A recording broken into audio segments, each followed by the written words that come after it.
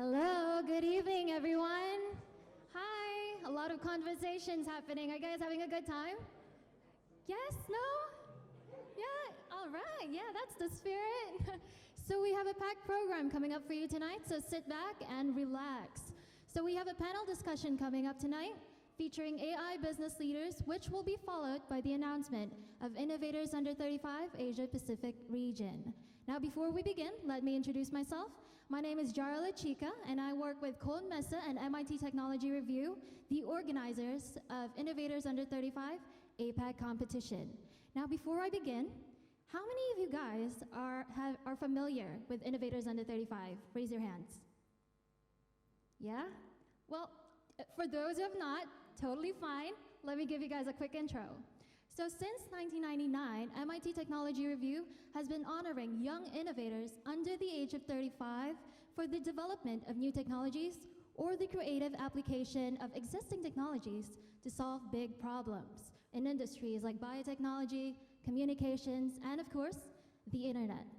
Now, some of the biggest names in the tech industry are a part of this community, and I'm pretty sure that you'd be able to recognize some of them. Yes?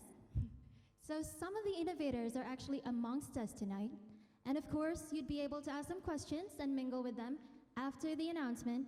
However, if you would like to interview any of them or those that are not with us tonight, please approach our PR manager, Theodore Woon. Theo, please raise your hand. Right over there, the man.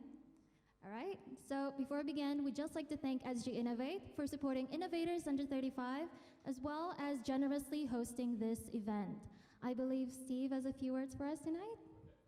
Okay. Do I need a microphone? Probably not. But what I wanted to do is just take a moment to say thank you for everybody being a part of what we're doing tonight. We're a big fan of Innovators Under 35 for the simple reason that SGInnovate exists for one purpose, which is to be of use, of help in whatever way is appropriate at that time to entrepreneurial scientists. So we think about investing in them, we think about helping them find great talent, we think about helping them find customers, so very practical. We believe that building companies is a function of practical action, not a practical handing out money forever and ever, but instead trying to build economically viable companies. And I'm a big fan of making sure that we talk more and more about deep tech, because that's why we think that today there's too much conversation about convenience. This is my personal pet peeve, which is there's a lot of venture capital money and a lot of activity going into incremental improvements in convenience. Can we have food a little bit faster? Can we find a car a little bit more quickly? Which is all helpful. But when we take a look at the backdrop of challenges facing humanity, and it's easy just to watch the television for 10 minutes and you understand what's happening. Food scarcity, climate issues, we have unequal access to healthcare, we have public safety, et cetera, et cetera. So we think that scientists, entrepreneurial scientists, play an incredibly important role. We want to celebrate those scientists. We want to be useful to those scientists. And not every scientist wishes to be entrepreneurial, but for those that do, we want to see if we can advance what they're doing.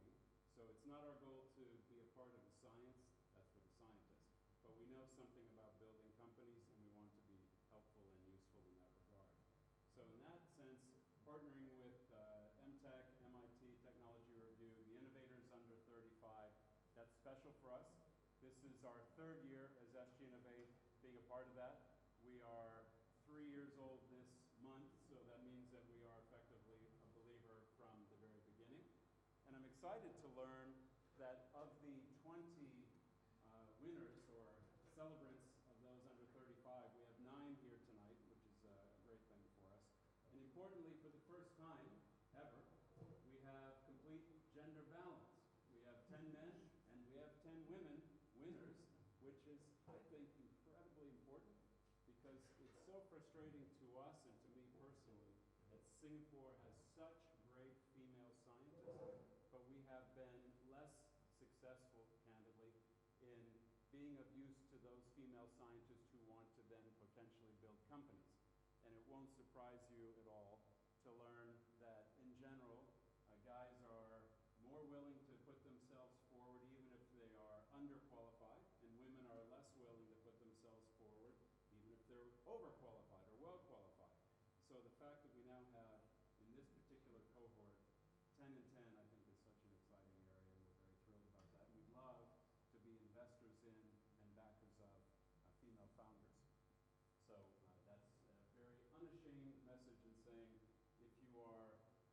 scientist that wants to co-found or found a company, we'd like to work with you, and we'd really love to continue to back women scientists because we think there's an amazing amount of talent, and we'd just love to be able to help more.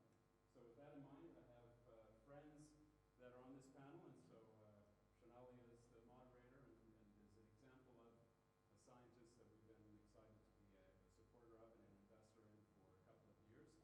I knew Shonali in her previous life as someone that was in A-Star, and so when she wanted to become a founder of a company, co-founder of a company, we couldn't be happier to be a part of that. And so she'll be moderating tonight, and very excited to have that be the case. So with that in mind, let me just say thank you to all the award winners or celebrants. We're big believers in you and big believers in the future and potential that you represent. And thanks for being a part of it this evening with us. Thank you.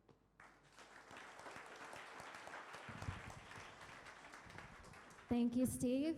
I need a mic. So anyway, let's move on with the program. So some quick housekeeping reminders. If you'd like to post on social media, I know you would because I already have, please use the hashtag InnovatorsUnder35. Next is that the toilets are right through that door. And lastly, please put your phones on silent and let's all be present when in the moment. Now, let's move on with the program. So there's been a lot of talk on the promise of AI, the challenges and the opportunities that comes along with the application of it, as well as some reports on how some of us are going to lose our jobs. Well, with tonight's panel, we are going to try to discern fact from hype and how AI businesses can help their workers monetize their skills, even while algorithms do all the work. Now, without further ado, I would like to call on stage Dr. Shonali Krishnaswamy, the CTO of AIDA Technologies. Yeah, let's have a seat. Dr. Shonali will be moderating tonight's panel, as well as do the honors of introducing the 20 innovators under 35 to us. Dr. Shonali, please. Thank you. Thank you very much for that very kind introduction. It's really a pleasure and privilege to be here this evening. It's fantastic, really. And I mean, just like Steve said, I was so excited to hear that this year we have 10 women and 10 men who are winners of this very prestigious sort of award.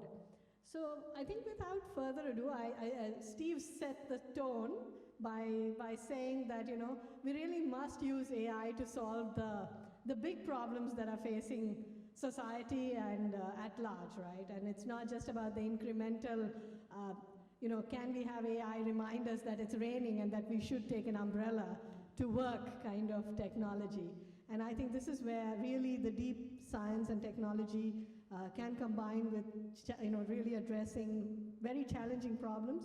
And in that sense, we have three fantastic panelists who are really taking AI to address some of those big challenges. Without further ado, let me introduce and call to the stage our panelists. So can we have Mark Shmulevich, who's the COO of TAIGER? Thank you.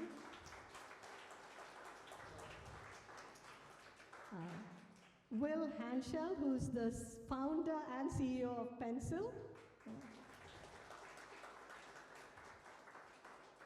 And last but not least, Daniel Ting, who's from SingHealth, Duke-NUS. So, very warm welcome to all three of you. I'm looking forward to this conversation. We've already started the conversation backstage, and we continue on. Just to sort of, you know, maybe kick things off by asking each of you to introduce yourselves briefly and your journey and how you reached this point, I guess.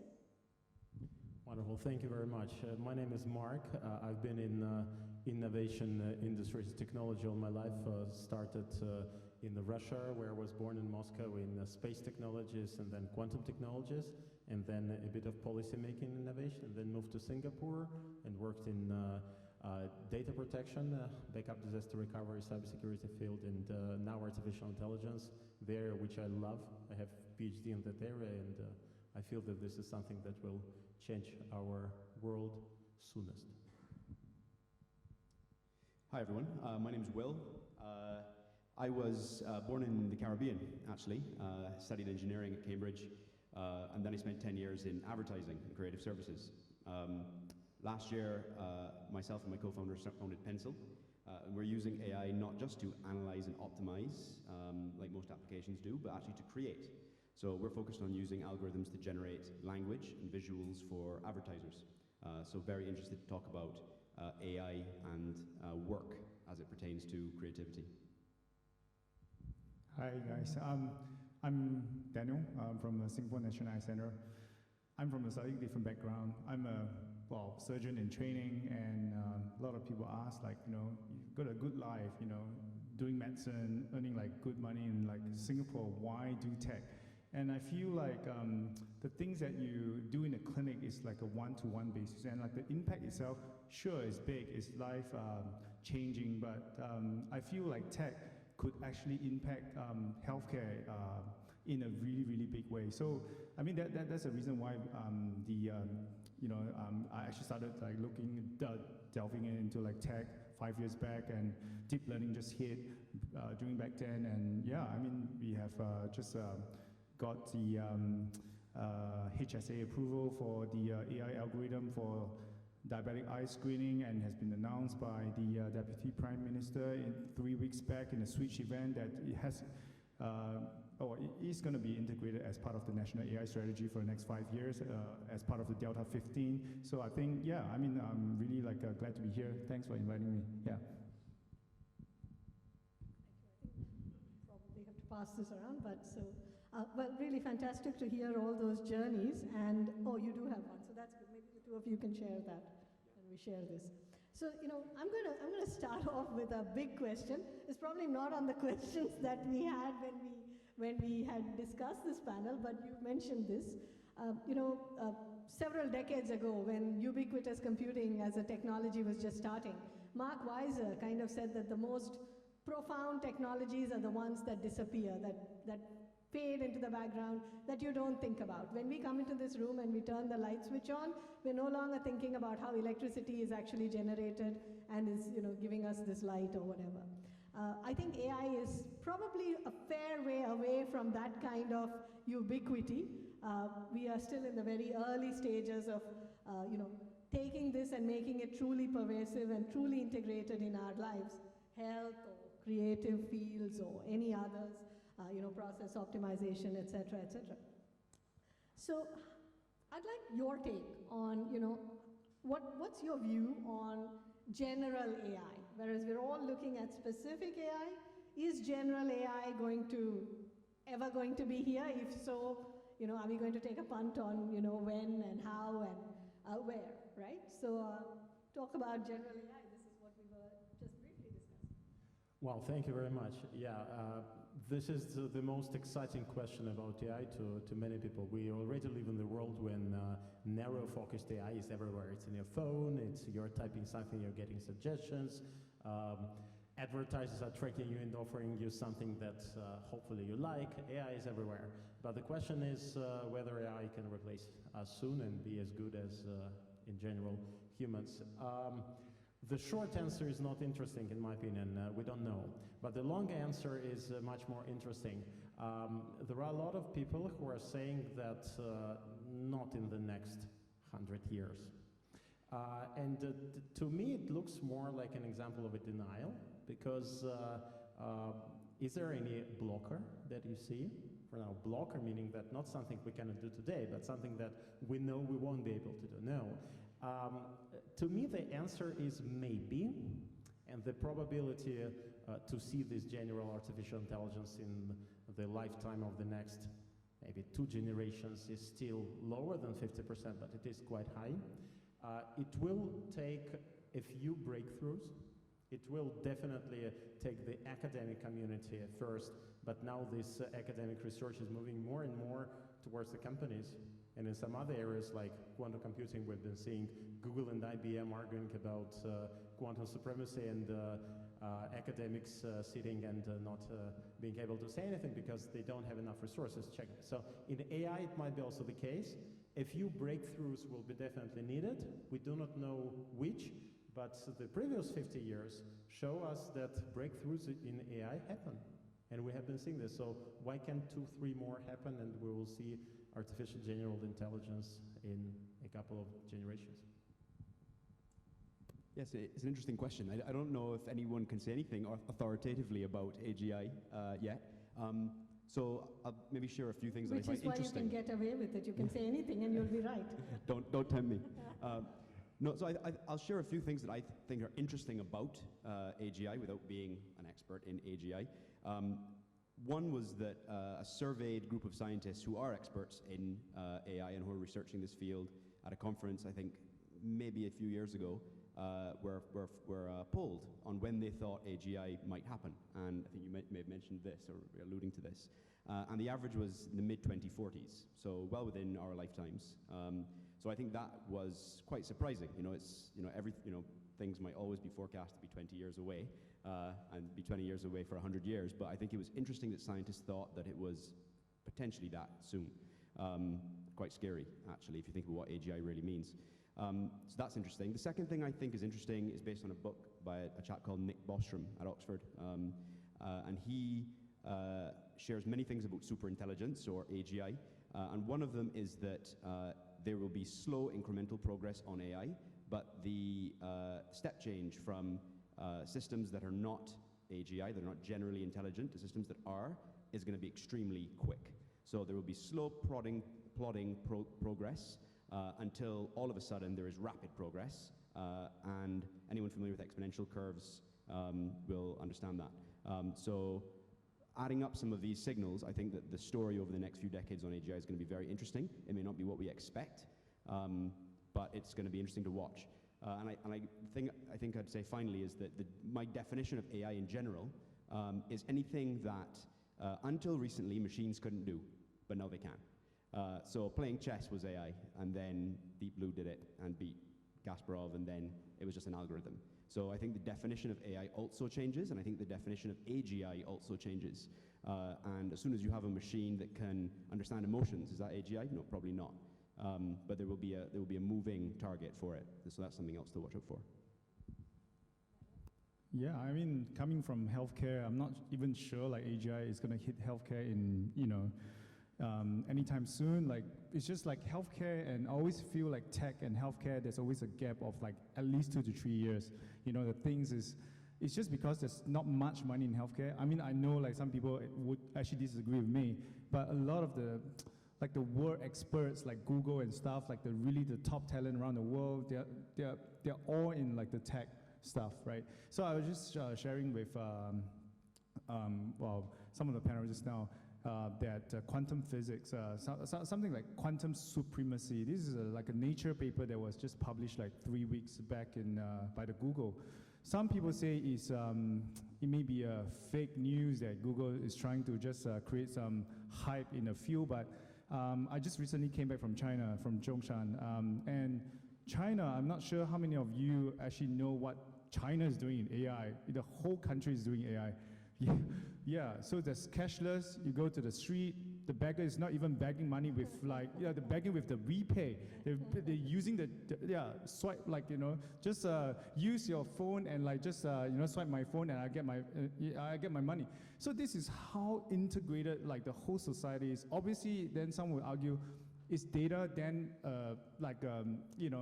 privacy to like a specific individual? So I mean that obviously you can debate for days or for months, for years about that topic.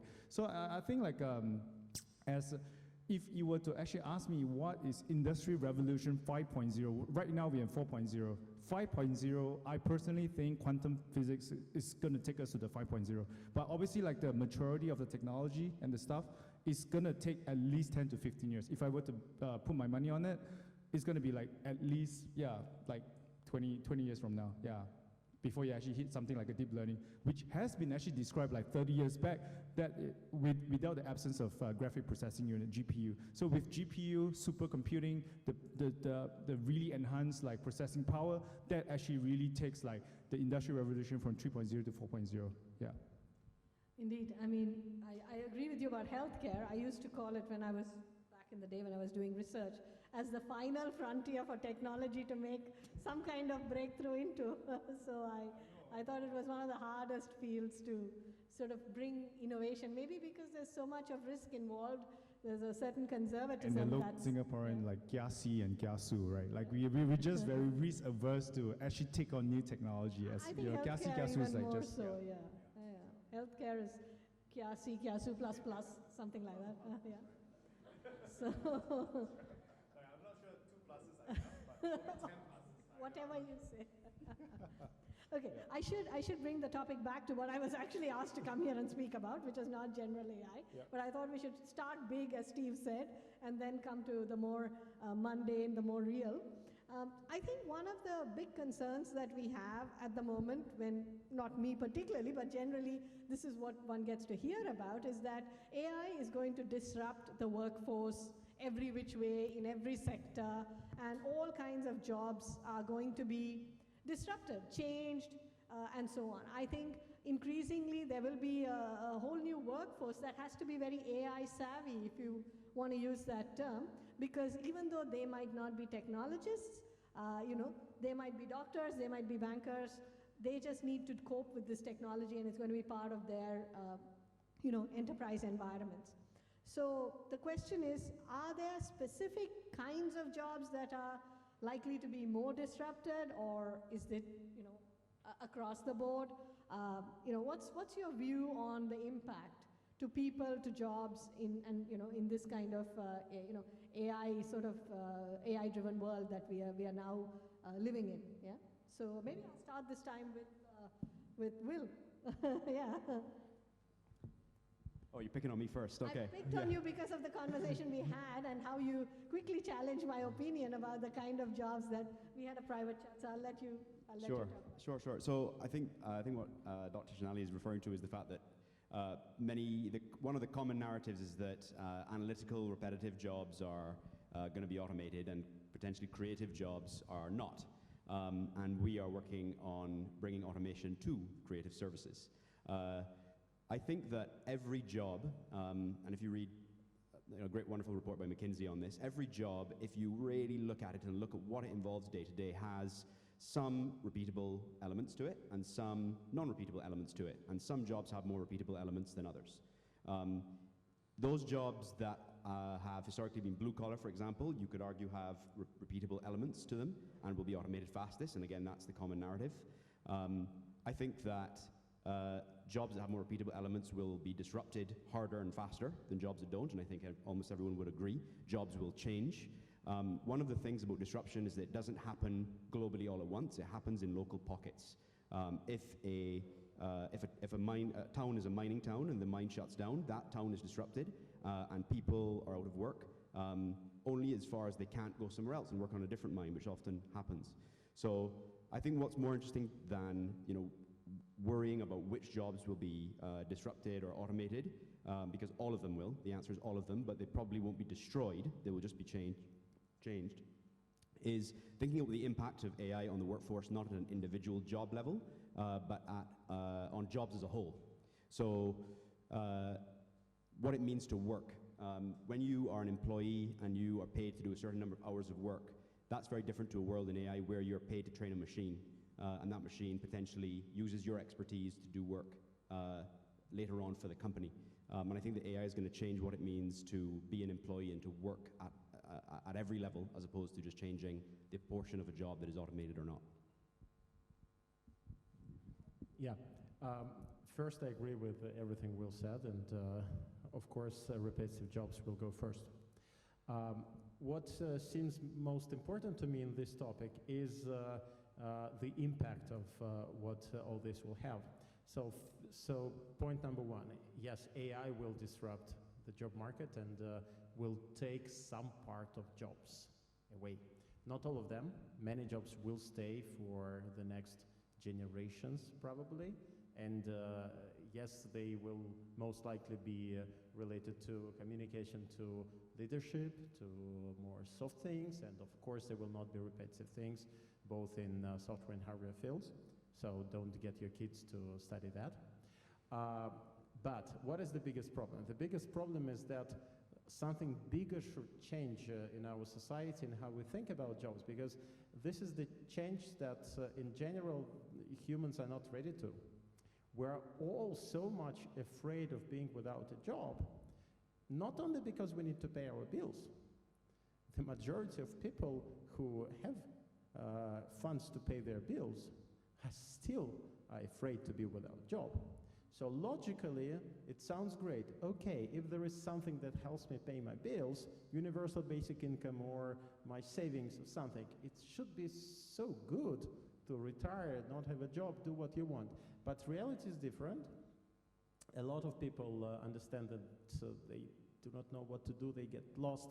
We're super uncomfortable being there, and undoubtedly AI will foster this kind of change, and we will have people, more and more people, who will find themselves in that situation. So something should change in the philosophy, in the world, in how the society is organized. There should be some other ways to find meaning in daily life.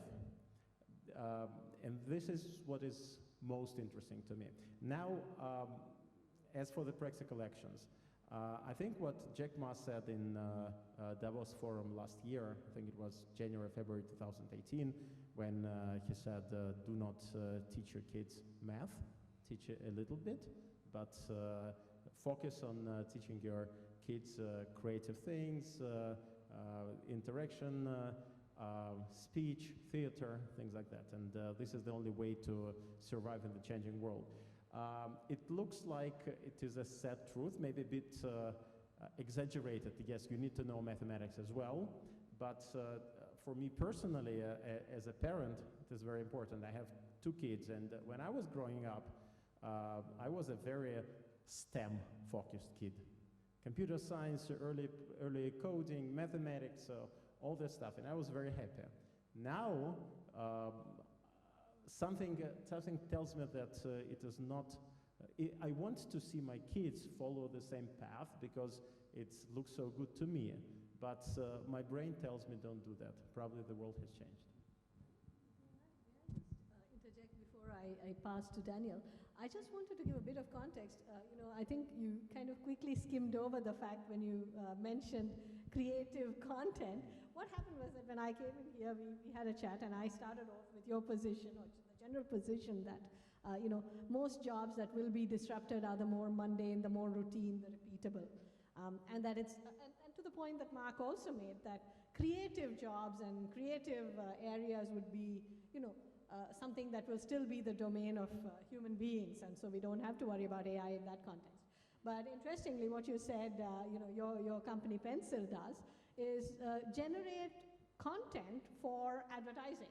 So, generating content for advertising is a creative area. So, I think that this is maybe something we are still in the early days of, but it's potentially possible. Now over to you, Daniel. What's your take on this?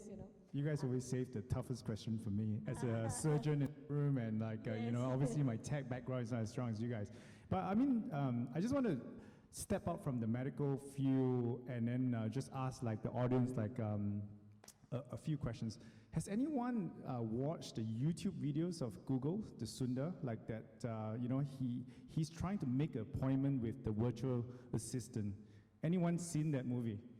So, yeah. So is that's going to be the possible job that's going to be replaced, right? Because this is how good it is. Not even that they can use NLP, deep speech, they could actually replace a job like that. Have anyone actually then again saw a clip where AI can start creating musics? They can start composing the songs. That entails creativity, isn't it? Yeah. So when people say the AI can just replace the repetitive tasks, I kind of disagree in a way that, because these AI, not only that they have so much memory space to know, to understand, or to actually remember what they have actually seen, over the last, probably just last 10 days, for people who need to learn over the uni, they go to PhD in music and postdocs, they went to Vienna, these musics they can actually learn, within 10 days, I'm pretty sure. The reason why I actually say that is because recently I had exactly the same conversation with my friend. I was like,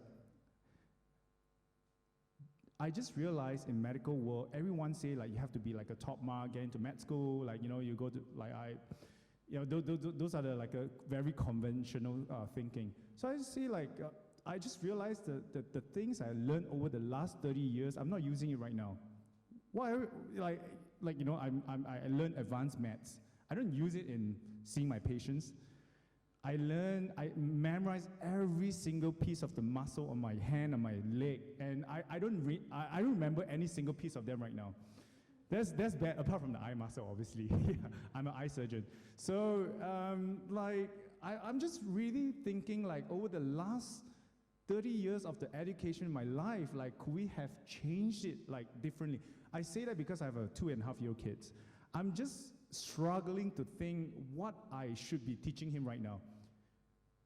Shall he start, or should he start, like, you know, learning about coding and stuff at the age of 6 or 7?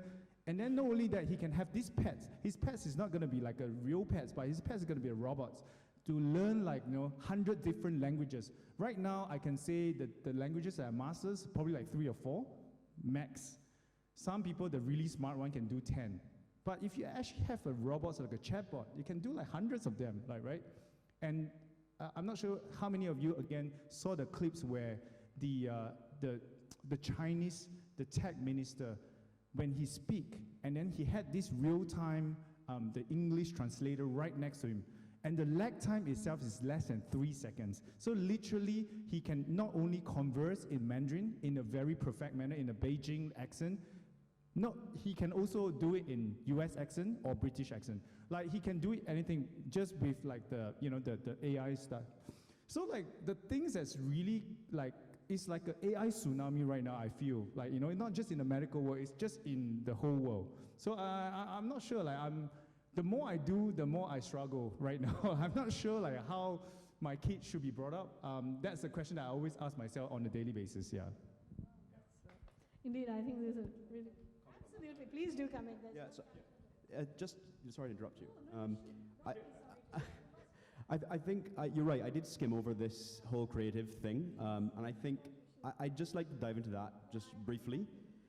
So I mentioned before that automation is a risk for jobs that have a repeatable element. And I think that this perception that, this common narrative that creative jobs are safe, and creativity is safe and it's profoundly human and all that, I think we need to be careful about those kinds of common assumptions.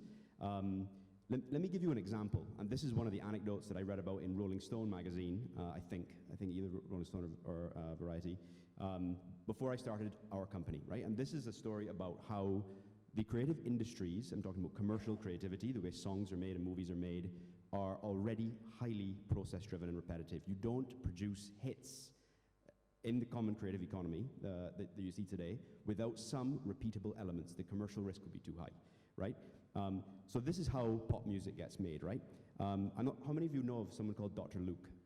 Anyone know someone called Dr. Luke? Dr. Luke is a producer. Yeah, over there. So Dr. Luke and people like Dr. Luke are behind a disproportionate number of all hit songs released. Forget the artist, forget whether it's Lady Gaga or Rihanna or whoever's singing it. The music is originated by a pairing of people, 2 people mainly. One is a producer like Dr. Luke, who comes up with the beat, the trap, the hook, the earworm, the rhythm, the song, and the other is a lyricist. And the lyricist is not Gaga or Rihanna. The lyricist are unknown, and there's a few of them, only a few of them in the world that can do this, and they're predominantly women, actually, which is an interesting stat that I read about as well. I don't know what that means, but they are. And what will happen is that someone like Dr. Luke will come up with 20 hooky beats, just the music itself, not the words, not the concept. He will come up with 20. And when he's ready, he will call in one of the lyricists, and she will have, as part of her job, is waiting for this call. And in the weeks prior, she would have been on the train or on the bus, and she will be noting down every little string of words that she sees in an ad, or someone says to her, or a piece of slang she never heard before. She'll note it down in her notebook. And they will go into the studio, and Dr. Luke will start playing the first beat.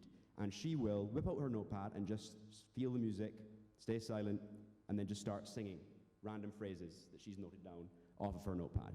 And if she is feeling it, she'll keep singing, and she'll string it together, and that is how a song gets made. If she doesn't feel it, he moves on to trap 2, and then trap 3, and trap 4, and trap 5, and trap 6, and they will do this for hours until hits fall out.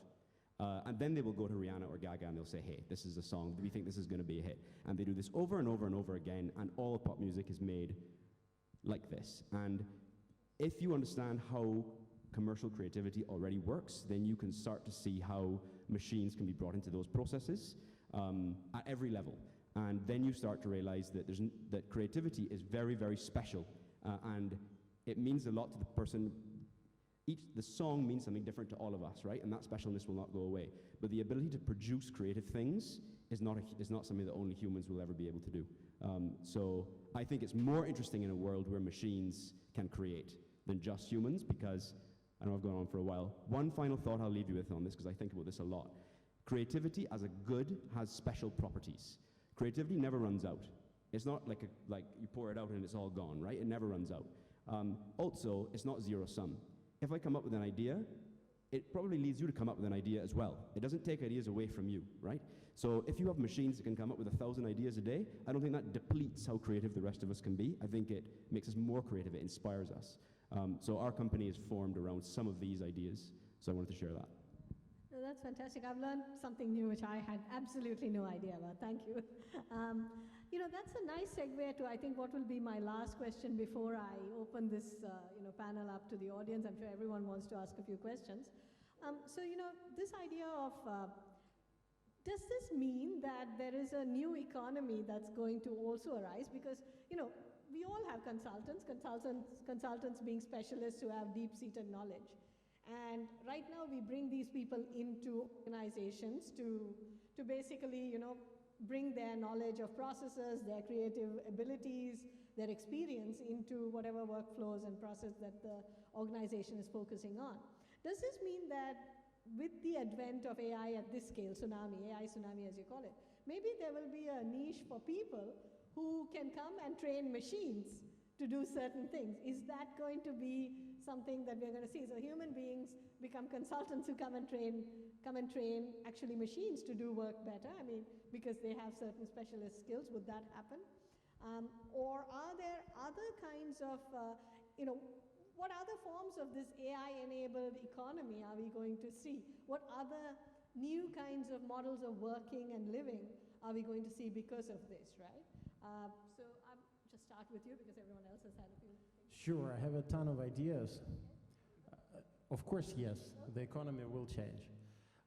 First idea, a lot of things that are bringing revenues in the current economy are about competition, who understands better what customers really want.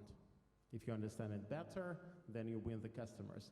But this looks like a very technological and very doable task for AI.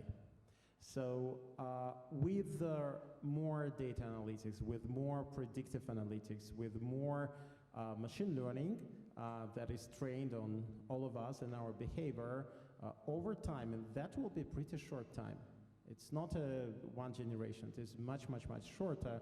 We will get to a state when understanding what a given customer wants will become a much more practical task, and there will be a solution doing that. That is why probably the competition will remain, but I think that all of us as consumers will probably spend much less time thinking about what we want to buy, and we will get better customized suggestions and offerings when we do need them. And that will also change the economy, because most likely those who have more data to train the models will be winning faster, which might create a bigger differentiation between bigger players and smaller players in the economy. That was the first idea. The second idea, that the whole industries today are built on the concept that there is a risk that we cannot assess and operationalize right now. For instance, the insurance industry. Most likely it will change, because these types of risks will become much better scoped, understood, and narrowed down to something much more tangible, which will move us from the situation when all of us pay more or less the same. It's like mutual insurance. There is some difference, but if you don't know anything about the person, then the person is required to pay something X, and everyone is paying that, which is averaging as. This is going to change because a lot is known about all of us, and when the insurance industry learns how to factor in this information, probably the whole industry is going to change, and AI is going to drive that. We'll probably stop here, but I'm sure there are hundreds of other examples. Can you see yourself having surgeons who come and train machines to do surgery? Yeah, well, is there any doctors in the room here? I saw my brother there. You have to raise your hand. That's my younger brother. Yeah, I saw Lily here trying to be a medical student. So like, I'm just, since I've actually been talking about non-medical stuff, let me just talk about some medical related stuff. So like, is healthcare is going to change? I truly think so, yeah, because I feel like right now, as AI hit, a lot of the, again, going back to the repetitive stuff, the image so like if I were to break like the specialty in health, in medicine into two things, it's a medical and surgical. And the medical would be those with the very image heavy ones and the non-image heavy ones. Because the very imaging based, that's what deep learning is doing really well. Classification tests and stuff. This is what deep learning is actually has taken the performance into the next phase. So anything related to image, right now deep learning is a king, because in the past we're trying to do, so my background is the retina surgeon, so I actually do see diabetic patients to screen their eye for any diabetic eye related condition. So this diabetic patient needs annual screening. And as you know, as the population start aging, and there's just no way that we can actually cope with the aging population right now with just specialist care. So how do we then decant the specialist care into the primary care, or even like leverage or harness the power of the the technology or the AI or deep learning in order to help us to get rid of the things that we think is really painful? Like, can you imagine like sitting there in front of a computer 24/7 just to grade like a normal fundus image? How exciting it is for a human. Like human, I feel like for us to have fun and have joy, or like for you to have some endorphin to be released into your bloodstream, you do need some excitement, because you can't just have a definition of happiness. Yeah, exactly. Yeah, sorry, I'm a bit more technical here, but I mean, I'm pretty sure everyone here knows about that. And I think like if today life without joy or life without excitement is going to be quite sad. Yeah, right? So same thing, like every job profession, if today your attrition rate is high, it's either you have a bad boss, obviously, or the second thing is your job is just not, simply not fun enough. So I think that's the two main reasons why I think the company cannot retain the staff. So I mean, same thing, like if you today need, so coming back to the healthcare, chest X-ray, retina imaging and stuff, all the things, we actually do not need to see them. We need AI to tell us, hey, yeah, there's some abnormal lesion there. Can you just take a look? And the AI right now is doing really well in terms of recognizing the normal stuff. So they can really get rid of those stuff that really hate to see, but they can actually refocus what we want to see. Abnormal stuff, where exactly it is. Is it because different location of a lesion, it may mean different reasons, like, for you to have such lesion. So I think like those are the shifting, the paradigm shift of how the medical care is going to go over the next few years' time. And not only that, we are actually talking about predictive algorithms. So can we predict such patient to have heart problem in 5 years' time? What's the risk? Can we actually do something 5 years, like right now, in order to prevent his risk, in order to get a heart attack? Like, this is something that my team, at least, like, my AI team, the lab member is here, and we are trying to see whether we can do some predictive algorithm to deliver some preventive medicine. That's something that I think is really exciting for the medical field right now. And sure. Yeah. Yes. So I mean, something that I mentioned earlier was that I think that the future of work as a whole is going to change, not individual jobs. So I want to build on that just a little bit more. So with another example. So one of the gig economy predictions is that people will no longer have a single career for their whole lives that they do for 40 years, that they will have many careers. You know, you study for 4 years, you learn something, you work at that thing for 10 years, and during that 10 years, it gets automated, it gets disrupted, the market changes, and either you're out of a job or the job has changed so much that you're no longer doing what you trained to do in the beginning, and you move on to your second career and your third career and your fourth career. I think what that means, and I think something that's interesting, is to look at the jobs right now that already exist, where that's going to happen in the next 5 to 10 years. So if you are currently driving a Grab, for example, or an Uber, let's take Uber as an example. Uber, their stated mission is to train the cars to drive themselves, and the driver no longer has a job, right? That is how Uber works. Everyone knows that. That is a business model decision that's been made by them. Tesla, for example, are also building driverless cars, but they've made a different business model decision. You buy a Tesla, and you drive it to work, and then you get out, and then you've taught it to drive on the way, as have other people. It drives off by itself and delivers people and taxis people around the city, and you as the owner of the Tesla make money having taught a car to drive. At Uber, you've taught a car to drive and you're out of a job.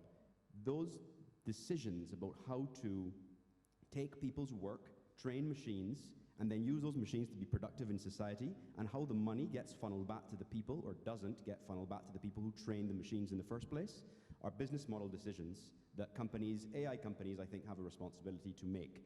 Because when you are changing jobs, everyone is changing careers, not jobs, 5 times in their lives. The IP that you've taught machines at each one of your jobs should go with you. And if I have taught a machine to do something over 10 years, and now it's gone off and working without me and I no longer have that job anymore, I think that I as a worker should benefit, not just the company that owns the machine. So when I say that I think work as a whole will change insofar as people's relationship with companies that they work for, what I mean is that business models need to change, otherwise we're going to end up with a lot more wealth inequality and a lot more very wealthy founders and AI companies and people that struggle. So I think in terms of proactive things that AI companies need to do is to think about their business models and how they enfranchise people who are making them. Yeah. Actually, I think it's not just for the AI companies. I think it's also for the enterprises. So AI companies being producers of AI technology, which are then going to be consumed by some set of people, right? I think that this set of people, could just be organizations as well, or governments, wherever they are, right? So I think then it becomes imperative for these consuming organizations, enterprises which are adopting AI, to probably create these kind of incentivizing business models where then employees are not threatened by the coming on of this technology, bringing on board things which are going to automate processes and maybe disenfranchise them, but actually give them maybe an incentive to work with this technology with a view that they are also benefited economically one way or the other, right? So I think, these are all, I think, big questions that we all have to grapple with as a society. I mean, it's not just me, you, or individuals. I think everyone needs to think about all these issues. Just on a lighter note, you mentioned insurance and how it's changing. We work with insurers, and one of my friends is in insurance, and he told me that the interesting thing is you have underwriting models that were developed, let's say, 70, 80 years ago about how to underwrite a person as being standard life or substandard and whatever, right? But some of the risks they probably never considered was that somebody was playing or walking with a mobile phone and getting hit by a car, right? I mean, this is the kind of risks that nobody had ever thought of 70, 80 years ago. So there's a real game changing that definitely has to happen and is happening in insurance. That's just my little 2 cents. But I'm going to now thank all of you and open the questions, open up to the floor. Please do ask questions. We have some very exciting panelists here, and I'm sure there are lots of people here wanting to ask a few questions. Can I pass this on? I have a question on coming back on the creativity thing. You described the idea of creating creative work like music as something being creative, but what you described is actually industrializing something, a product that is considered as creative, but repeating patterns again and again that we understand people love. And Steve Leonard was talking about the future is in deep tech, and AI is actually reducing risk and all that, right? So how do you create AI that can actually consider a mistake as a creative work or explore something that would be considered as a screw up, but then create something new out of it and something really breakthrough new. It's all of you, by the way. Yeah, I can start with that. Yeah, it's a fascinating question. So two things that come to mind right away. One is that you can optimize for anything. You can optimize for mistakes if you want to. That might be a bad system in many contexts. It might be a great system in others. I think there's a great example of systems that are fundamentally unstable and fundamentally creative. You know, many people will be familiar with GANs, generative adversarial systems. They essentially are an unstable system that has two algorithms, one whose job is to come up with lots of stuff, and one whose job is to look at that stuff and try and pick the best stuff out of it. And they kind of duel, and one's job is just to come up with weird stuff, and the other's is try to find something that has value in it. And I think that the second system, the one that tries to find what's valuable, can be trained off of what people tend to like, and can respond to new weird things that the first system comes up to, and the combination of the two systems can produce creative outcomes that are not necessarily similar to what has come in the past, because it's being fed something weird by the generator. People often ask us, you know, if you have machines generating, you know, advertising or something, it's just going to churn out endless, brainless stuff. Machines are profoundly weird. They produce weirder, more random things than a human can. A human is in a track, and life works a certain way, and everything they've ever seen has been a certain way. Machines have none of those predispositions, and a machine will generate more random stuff than you could possibly imagine.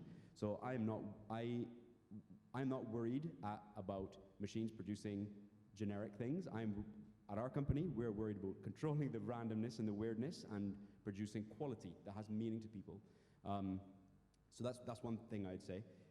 The second is that there's some, going back to the AGI topic, probably the most interesting article I've read on that was published in Wired earlier this year, talking about a scientist called Carl Friston.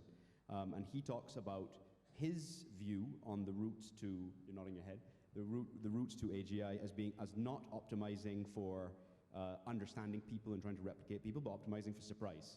And that the difference between a plant and a person is that people are unstable systems that optimize for discovery and surprise. And that if we want to build systems that think like people do, we need to go all the way down to the bottom of the psyche and build machines that understand concepts like surprise and novelty. And that's why I think that research into creative AI is going to be important. And that I wouldn't be surprised if the answers to creative AI came from Anthony Hopkins in Westworld, or an artist dreaming up a solution as opposed to a scientist, per se, engineering one.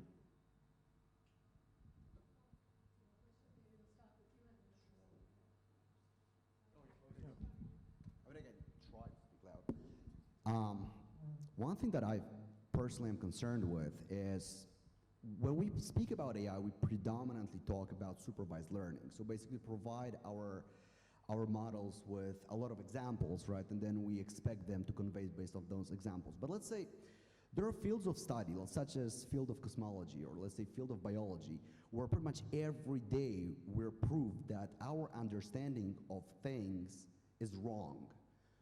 What if we teach our AI models things that we intrinsically believe are right, but are not? Can they take a step back on revisiting that and realizing, hey, you know, the thing that I was taught are wrong? Or are they going to be continuing, you know, making the same mistake, following the assumptions that we have made as the creators? What is your take on that? Yeah, let me take it. So biology, I heard some sensitive term related to what I'm doing. So yeah, very interesting question. So are we teaching the AI the wrong thing, and then AI is continuing to learn the wrong thing? That's a very good question. So I think AI, in a way, to me, is clever, but it's dumb. So whatever you teach them in a supervised environment, they have to produce the things that you teach them. So let's take a step back to the unsupervised the manner. So AlphaGo 0, right? So, you know, published in 2016 Nature paper, they beaten up, you know, the previous version AlphaGo in like 40 days, like day in, day out, deep reinforcement technique, looking at how you do not need human intervention, no historical data, you just check the whole lots of the games, and then the machine will learn it themselves. So I think that actually coming back, then relating that to AlphaFold, which is a Google Alpha team, but not in the chess, not in the gaming team, but in the healthcare team. So there's this team called Google AlphaFold. So they just published a paper. They didn't actually publish a paper. They won a competition in US called the CASP competition, CASP. So it's a critically appraisal of the structural protein. So let's talk about, if you actually manually calculate the protein structure manually, it takes human 13.8 billion years to calculate the different combination, how the protein can fold and unfold.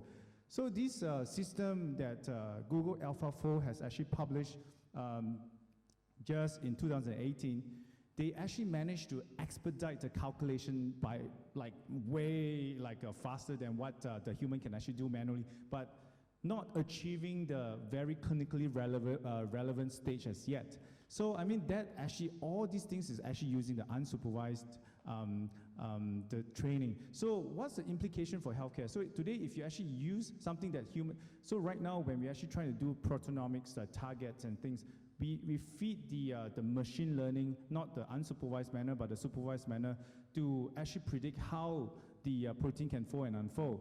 But if you today can leverage on deep learning and the unsupervised manner to predict the proteins folding, you can actually potentially modify how the disease can actually progress. You can even halt the progression in the very stage, and you can even develop some of the genetic targets to change how the genomic or the proteomic the manifestations. So I mean those are the things that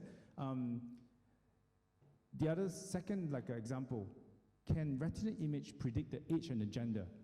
So I'm not sure how many of you actually read this publication by Google. So I give you quite a few examples because Google and Google AI and my team, we are in a way competing in the things that we are trying to develop in the AI in ophthalmology and stuff. But I do actually pay quite a lot of attention to what they do, because today I feel, okay, so a lot of people may argue my point, but I feel the Google AI team for health right now is the world's strongest team right now. The thing that they can spend, the money they can invest right now, the top talent in AI right now is all in Google. MIT grad, Caltech, UC Berkeley, they're all in Google. So I follow what they do, but the things that are related to healthcare. So retina imaging, can you predict age or gender? If you ask an ophthalmologist, eye surgeon, for the last 500 to 1,000 years, no one can actually look at the patient's retina and determine the age or gender of a patient. But with the unsupervised manner that you're actually talking about, now computer science is unraveling some of the scientific discovery that human has never known for the last 1,000 years or even longer. So I mean, this is the exciting thing that I feel computer science can actually feed us in the next few decades. That's a really exciting part about it. Yeah. I wanted to add 1 second. Yes, if you train a AI model in rule-based AI, so you basically teach it what the rules are, and you are biased, then it will be biased. The model will not be better than you. Even worse than you're being biased is that there are things that you don't know, but you are not aware that you don't know them, and you will not be able to pass this knowledge to the model. And even worse than that is that you will not be usually able to spot and track the mistakes, because the final result is rarely well trackable back. So all this combined means that it's just not a very good idea to train models on the rules that are not crystal clear and not checked, and it's not a common knowledge that this is the right set of rules. But none of this relates to unsupervised learning when you don't train the model, or to the situations when you don't teach the rules. You give the raw data. And this is actually what's happening.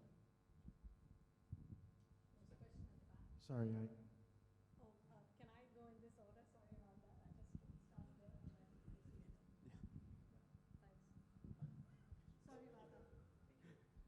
Hi, my name is Roger. So I have kind of one question. So as an alumni of MIT, Facebook, and Twitter, I do see the open source really speed up the kind of the tech, like open source of software, open source of the hardware.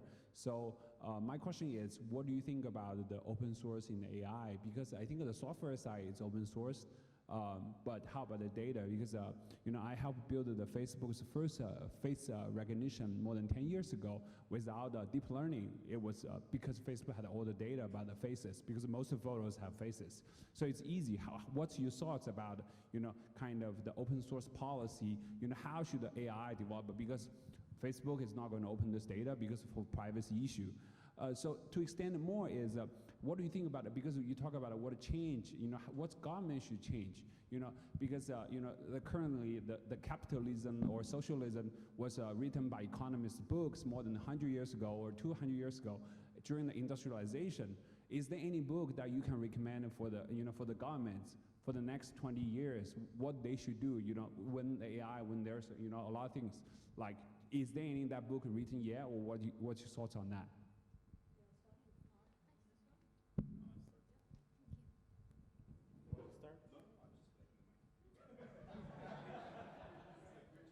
Okay, thanks.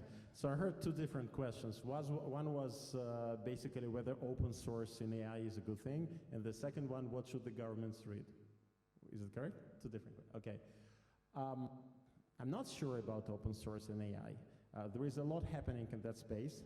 There are quite a lot of libraries that you can take and use, but probably I'm just am not a deep specialist in that area.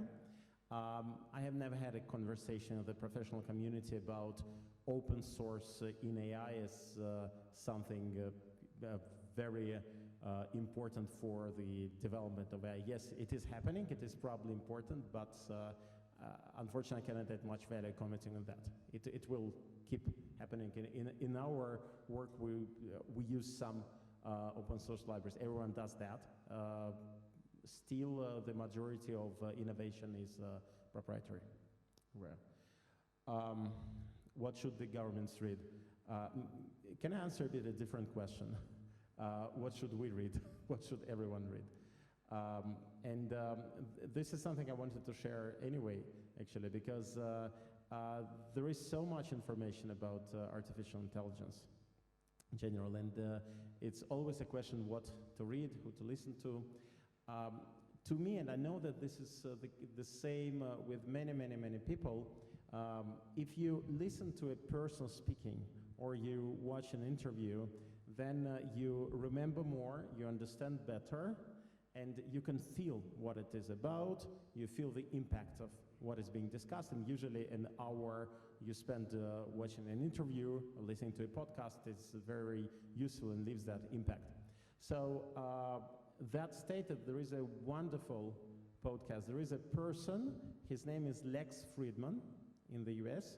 I don't remember his affiliation with one of the universities, and he has a podcast on AI. I think he has already talked to everyone. If you just write down top names in AI, in academia, top professors in business, from Elon Musk and founders of all top AI companies, and then you go to philosophers to speak about AI, then to me, everyone I know has already been interviewed by him, but he still releases the new ones every week. I think listening to those podcasts, I do it on YouTube, so I watch interview weekly, is something that was most impactful onto my understanding of what's happening in AI in the world. No, I think there's other questions. I'm happy to.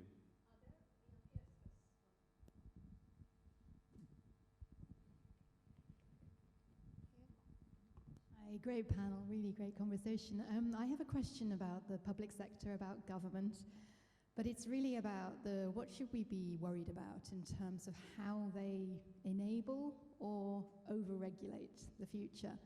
And what can we particularly learn about technologies that didn't make it or are struggling to make it? I was there 20 years ago when the European Parliament banned genetically modified organisms, and the scientific community were devastated then. We are still devastated now that science didn't prevail then.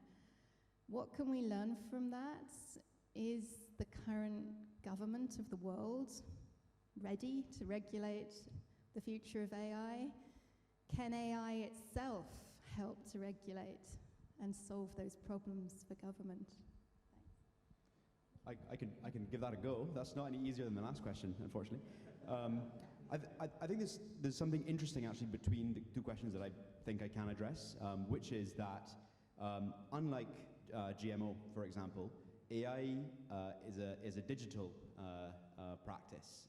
It depends on data, and data has latent value that no one knows what it can do. There are patterns in data that can be used to derive outcomes that you have no idea. So, for example, Facebook knows what 50 musicians you like. With the right context and additional data sets, they can predict political affiliation, sexual orientation from the musicians you follow. So data has power beyond the obvious uses and into the non-obvious uses, which means that anyone who holds data is very unlikely to want to share it because they never know if someone else is going to make $1 million off of it that they missed. So I think that it's quite a lot to ask companies to surrender an open source data because I think that the unlimited value in it is too high. And as a result, I think governments and non-commercial entities have a responsibility to open source or release data sets. They may not know also what could be done with it, for good or ill, but I think that public entities have at least some motivation to do so, and I don't think that private entities do. And I think you might be barking up the wrong tree if you try to legislate that. So I think that the onus, unfortunately, sits with governments and non-commercial entities on making data available for wide use, but that's just my view. Yeah, so I'll just talk about like the healthcare related perspective. So Shonali probably would know like the data science. I'm not sure whether you actually dealt with some healthcare data. Healthcare data is always really sensitive of like the patient's confidentiality. You come to the hospital, your conditions and stuff. So, but unfortunately with AI you need data. Without data you can't do AI. So those are the two things that is really closely related to. So in like a global settings, like we trying to create such platform to share data and stuff, but as you know, Singapore, we have lots of different regulations. In US for health data is something called HIPAA, and here we got something called the PDPA, the act that actually really disallow the data to be transferred overseas. So I mean, I'll just give you an example, like Google is actually trying to come into Singapore to do some healthcare related stuff with the Singapore healthcare sector. And so far, like I mean, there's a lot of hypes, and the government is involved different ministries and stuff initially, but unfortunately, like there's a lot of the data, the sensitivity of the data itself just simply disallow the big tech company to transfer the data to US for training and validation and testing. So Google right now, I'm not sure whether you guys are aware, the training and stuff is actually hosted in US. So anything that we want to develop and stuff, all the data has to be transferred out. So anything that relates to the data transfer, like outside the countries, is always going to be a very sensitive issue. Yeah. In fact, in China, a few big health tech company has been punished by the government for actually sending the blood, the biobank out, from China for analysis. So like, I mean, this is how like the sensitive the health data right now is. It is, yeah.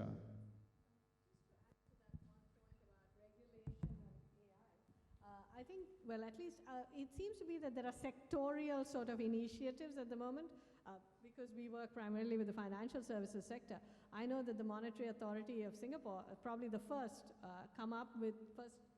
Reserve Bank in the world to come up with guidelines for the adoption of AI in financial services. So MAS has what's called the FEET guidelines, and they're, I think, a very good starting point. They are not trying to over-regulate it, but provide models of governance that organizations which are, and this could well be government as well, right? Government being a very large organization, can also adopt and think about in terms of, taking on AI solutions and so on. So, I mean, there are initiatives that are just starting to happen at the moment, I think. One thing seems very interesting to me related to regulation of AI by the governments. There are several areas. One is that we just talked about sectorial regulation, which is very practical. So what do we want to see in the AI field in this industry, And another one is more about ethics and AI, something that is happening everywhere in the world now, including Singapore, many things happening on that front. And this is the area where we can expect a lot of discussions later. I think there is one serious issue. Maybe it is already resolved, just I don't know about that. When you work on guidelines for ethical development of AI, it's definitely something that needs to be done. The question is that the guidelines are used by good actors. The question will be what you do with bad actors that just do not follow the guidelines. And this connects guidelines of ethical AI development with a more general question of more or less law enforcement in AI development space. It seems to be a very interesting question per se. Maybe the different countries will face it later, and I do hope there is a good answer. Well, you know, we're kind of running out of time. We need to move on to the next segment of this event, which is to announce and introduce the winners of the Technology Review Under 35 Innovators. So I'm just going to probably close the panel, but give a last closing word to each of our panelists. But I'm sure they will be around, and you know, during the networking, if there are other burning questions that you have, I'm sure we can continue the conversation. So thank you very much for being here, and a few last words. Thank you very much. Very interesting talk. I want to share two advice. One is about that podcast that I shared, and the other one is that what we see in AI business, working with the customers, talking to people around, is that everyone seems to know a lot about AI in general, but since the industry is developing so fast, few people know what is happening right now, meaning that if you want to be a customer and want to implement AI solution, then it's great to understand what exactly can be done today, what is probable that will be possible in 2 years, and what is theoretically possible, but it is more about a hype now. So I think it is quite interesting, important, and useful just to keep yourself updated, reading not only about theoretical things and something what AI can promise in the future, but what is really happening today in this industry. What do professionals say is likely to happen in the next 2 and 3 years? And then you make the whole area of AI much more understandable. You get rid of that hype, and then you can plan and do the right steps. Yeah, so I think the two things I would say to close off, one, at least my view is don't assume that anything is safe, even creativity. If people can do it, then machines can do at least part of it. So I think there's a humility that comes with the view that machines are going to be incredibly powerful in the future. But the second thing that I would leave you with, which reassures me at least, is that there's one thing that, as long as humans are still around at least, machines will never be able to do, ever, even beyond creativity, and that's accountability. A machine cannot be punished, a machine cannot be fined or killed. So the thing that humans have to continue to do, whether it's in government or in business, is be accountable. If something happens in the world as a result of an AI decision, a person needs to be responsible for that. I don't think that society is going to function if that isn't the case. So that would be the second thing I would leave you with. Yeah, for me, so I'm just going to say something like more encouraging instead of like AI is going to replace humans. Yeah, I would like to believe like everyone who actually comes here today love to innovate and stuff. So I mean, I really love like a quote from like Theodore Roosevelt that put your eye, but put your feet on the ground. So like aim high, but actually really like work for your dreams, and always have dreams, and do not fear to fail and celebrate your failure. I think that's really important, because today if you really fear to fail, and you will never actually make the first step. So I think that's for innovators, especially, this is really important for us to push on. Yeah, thanks.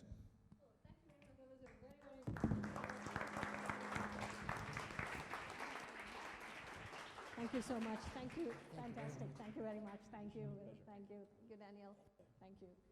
So thanks a lot. That was really, really exciting. I enjoyed the discussion. In the meantime, I also found that This is multitasking at a scale that I also did not imagine. In the last 2 minutes, my son has fallen asleep while the Chinese tuition teacher appeared at home.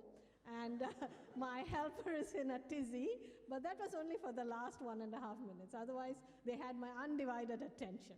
But okay, so we now move to the next part of this event, the most exciting really for me. I was just telling somebody the beginning of the event, this is the closest I'm ever going to get to the Oscar style. Now we announce the winners and the award goes to. So basically, this is a very exciting event where we are going to announce the 20 winners or honorees of the MIT Technology Review's Innovators Under 35. And these people are really, I think, some of the very special deep technology talents that exist in this region. These honorees have been selected after multiple rounds of selection, more than 200, I think, nominees who are also very, very special. And we are very privileged today to have about 9 of them here today at very short notice. So I think what we're going to do now is actually announce the winners and then have them come here and speak to us. So I'm just going to get the list out, and I'm going to call the 20 honorees in alphabetical order. So Anastasia Volkova, congratulations. Thank you.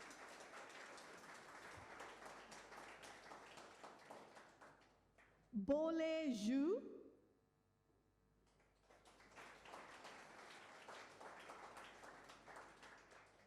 Karine Lim.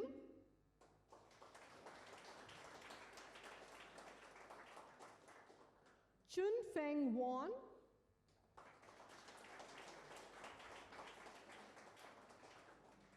Connor Talbot.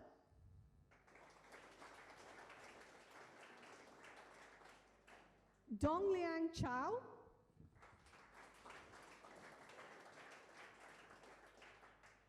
Gibran Farizi.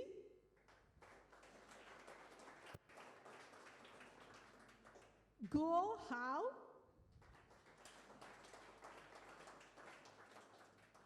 Ka Yi Ling. Catherine Kim.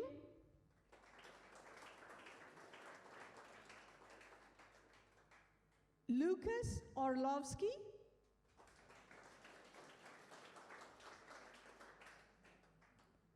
Mohammad Farahani.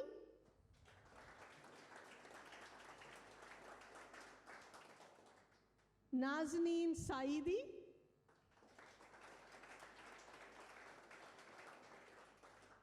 Ping Luo.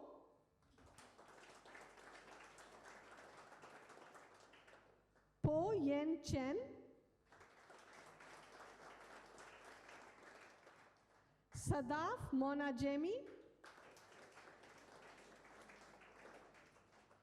Stephanie Yap Hui Kit. Wei Ru Wong. Yvonne Gao.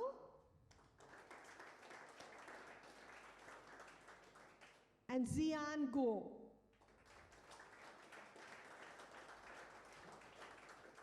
I think you'd have all noticed the very interesting diversity that we have here. People from Singapore, Taiwan, Hong Kong, New Zealand, Australia, Indonesia, Malaysia, literally every part of Asia. And as we've heard many times this evening, 10 of our winners are actually women.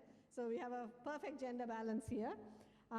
So now what we're going to do is we're going to have a short video where we'll basically play a short message from each of the honorees, right? So over to, oh, those who didn't come, sorry, okay, that was one of those minor things that I missed out. We're going to play videos from those who could not make it here to this event. They will all be there at EmTech Asia in February. And I'm from Australia and I'm 28 years old. I'm the CEO of Fluoresat. We do precision agronomic analytics. I'm looking forward to seeing you all at EmTech Asia in February. Hi there, my name is Bode Zhou from Hong Kong. I'm 32 years old. I'm an assistant professor at the Chinese University of Hong Kong. I'm leading a research group to pioneer artificial intelligence.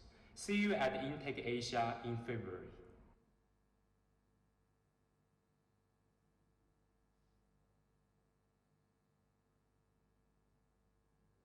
Hi, I'm Donnie Tom from University of Adelaide, Australia, and I'm 31 years old. I'm working on finding new battery technologies for next generation safe, low cost, and scalable energy storage. And I see you at EmTech Asia in February. Hi, I'm Hao Guo from Hong Kong. I'm 30 years old, and my work is on electricity and chemical-free membrane filter for rapid water purification for disaster relief. It's my great honor to be a recipient of this prestigious award. Very looking forward to see you at EmTech Asia next February. Hi everyone, I'm Gibran Huzaifa Amsafarizi from Indonesia. I'm 29 years old. I built Efficiently, which is IoT products for precision farming that leverage the data to provide value-added services for fish farming and aquaculture industry. See you at EmTech in February. Hello, my name is Catherine Kim. I'm a professor in Taiwan and I'm 34 years old. I'm developing power electronics and control to maximize solar photovoltaic power for emerging applications. See you at EmTech Asia. Hi, I'm Himo from Hong Kong. I'm 34 years old. I'm working on teaching machine to see and understand human behaviors, like human action, emotion, to improve the performance of AI and human peer system that can outperform their individual counterparts. Hi, I'm Sarah Honajemi and I'm 29. I'm the co-founder of SingHealth, a medtech startup based in Singapore and Australia. At SingHealth, we use deep learning and computational modeling to help doctors better predict and prevent stroke, the second leading cause of death in the world. Looking forward to seeing you all in Singapore at EmTech Asia. Hi, I'm Ziyan Guo from Hong Kong. I am 29 years old. I developed a robot to perform brain surgery inside an MRI scanner. See you at EmTech Asia in February. Well, let's give them a fantastic hand even though they're not here. So, thank you.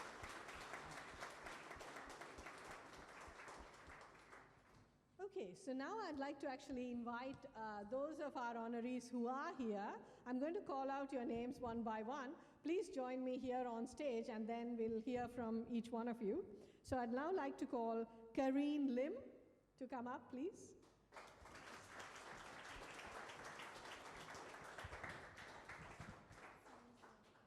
Chun Feng Wan, can I ask you to join Karine here? Stand, I suppose. Lucas Orlovsky. Mohammad Farahani.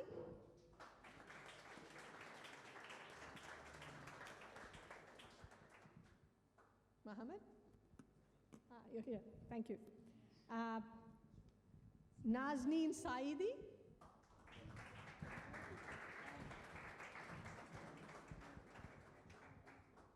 Po Yen Chen.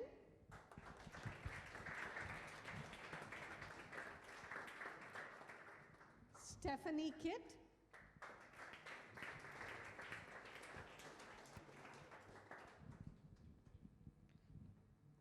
Wei Ru Wong.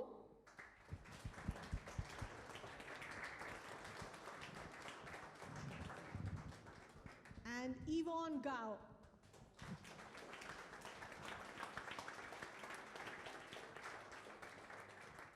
And now we're going to hear a few words from each of our honorees. So we're just going to pass the mic around. Thank you. Hi everyone, I'm Karine from Singapore. I'm 31 years old and I work on developing blood tests for the accurate detection of Alzheimer's disease. Hey, hi everyone, my name is Chun Feng.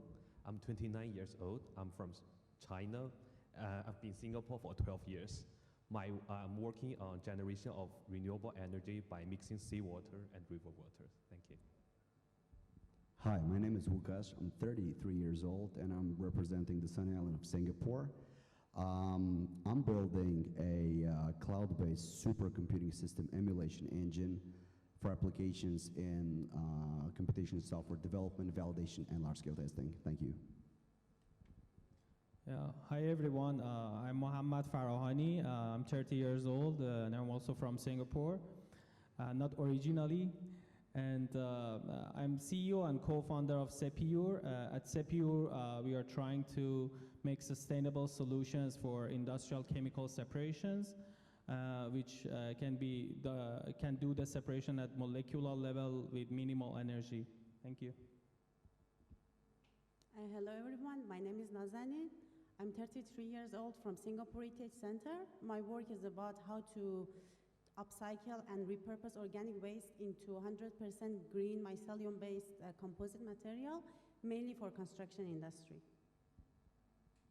Hello everyone, I'm Paul Yan. I'm from Taiwan. I'm currently in NUS as an assistant professor, and our team is working on smarter and softer robotics for better human and machine interactions. Hi, I'm Stephanie Yap. I'm a Malaysian, currently a PhD student in NTU, Singapore. I'm 30 years old and I'm working on a handheld microfiber sensor for water quality monitoring. Hi everyone, my name is Wong Wei Ru from Malaysia. I'm 31 years old. I'm working on rapid detection of dengue virus and dengue antibodies in clinical blood samples using light. Hello, I'm Yvonne. I'm 31 years old. I'm from Singapore. I am an experimental physicist and I build modular hardware for quantum computers. Oh, that's fantastic, really phenomenal. I mean,